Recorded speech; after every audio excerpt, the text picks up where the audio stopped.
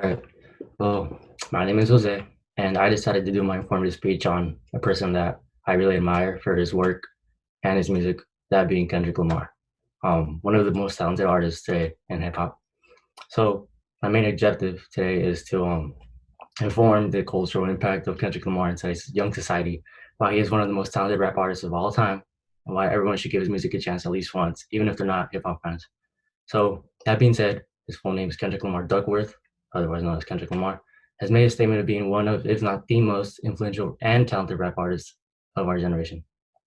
He has approached the audience by reflecting on his beginnings, his political speakings, and being prophetic.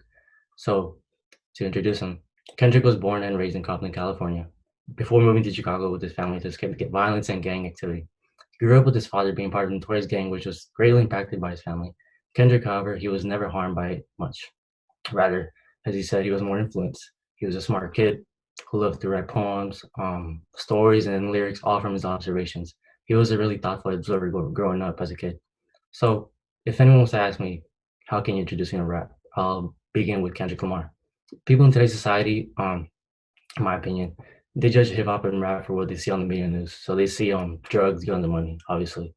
But these are the guys that just simply yell gibberish really fast and consider themselves rappers. Kendrick Lamar isn't just an only a talented rapper. He is an influential artist that certainly is the definition of what versatility is in rap. So his influence ability first began from his first studio album, which consisted of him reflecting on his rise as a kid in Compton. That being said, Good Kid, Mad City, his debut album. So at a young age, he received a lot of recognition from legendary artist Dr. Dre, and that led to his debut album, which to this day is a classic. There's a story to his album, however, and it includes both himself as Kendrick Lamar speaking in his perspective, and K. Dot, his nickname as his teenage self, fighting through the gang violence of childhood and maturing. The title itself sets where he's trying to go with this album, him being a good kid in a mad city of Compton. On the song Mad City from the album, he speaks on his views of the irony of gang life. As a young teen, if he did not choose a set or a gang to be part of, he is a man without a country, as he described. On the other hand, engaging in such activity with the gang will only make him more of a target from everybody else. Here's when he gets dark, and in a way, he sets himself to take the only way in this matter is by ending his own life himself. So he's really suicidal at this time. And ending the album with a touchy song "Real," which is one of my favorites, is where he raps us his message to the young generation of today growing up in violent cities, so in similar background and stuff. He touches on the definition of what a real man is. Many young kids think that the idea of a real man is someone who takes care of all his business with violence and takes care of the money, but Kendrick's views are different. Real means taking care of your family, believing in God, having morals, being responsible, etc. So jumping ahead a couple of years, Kendrick uses the opportunity in one of his specific albums to show his voice against the society today in America, that being in To Pimp Butterfly, his third album, which to this day remains one of my personal favorites. It is also one of the most successful ones of his career. Throughout the album, he speaks about a caterpillar being stuck in a cocoon of internal struggle and depression of destruction without a choice. Later on, that caterpillar will grow up and come out of his cocoon to become a butterfly, becoming a reborn and new man. On his track For Free, he comes after America today and over the past decade, specifically on its impact on Black culture and social injustice today.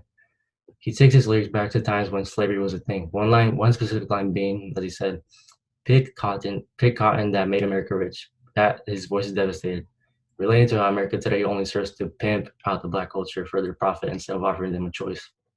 So every track on this album at some point speaks on how greatly it can be to be pimped out or having the power in the Black community. But in his last song, that isn't the case anymore. Kendrick knows the world is divided by racial history and is in crisis for money and greed. He wants to be free, and that starts with God's messages to him. Kendrick tells us that the way to move forward is simply by living yourself and wants everyone to follow him in doing so. So last but not least, the version of Kendrick we know of today is the one who believes that finding God is the key to freedom. And this era of music is my personal favorite as well. So this is his most recent album 3 years ago, Damn. My favorite album is Damn. That why? Because it is an album that will make you question a lot of your fears as well as your ideas around faith. Here he seems so more as a prophet rather than a hip hop star. His setting here also references a lot to the Old Testament of the Bible, and the prophet is trying to save the world. He is trying to break the curse of damnation.